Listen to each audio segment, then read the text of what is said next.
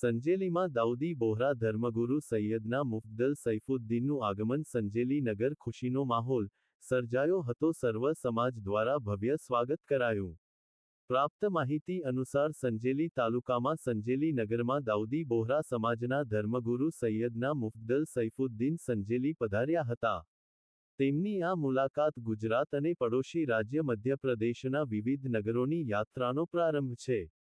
સંજેલીમાં તેમના આગમનથી નગરમાં ઉત્સાહનો માહોલ જોવા મળ્યો હતો અને સર્વ સમાજ દ્વારા તેમનું અતિ ભવ્યતાથી સ્વાગત કરવામાં આવ્યું હતું.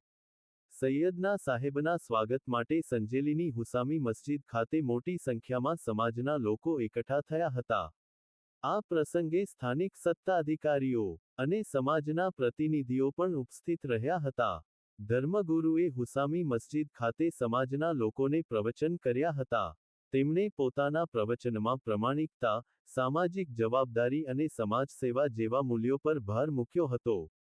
આ ઉપરાંત, તેમણે રાષ્ટ્રપ્રેમ સહિતના વિવિધ સામાજિક મુદ્દાઓ પર પણ માર્ગદર્શન આપ્યું હતું.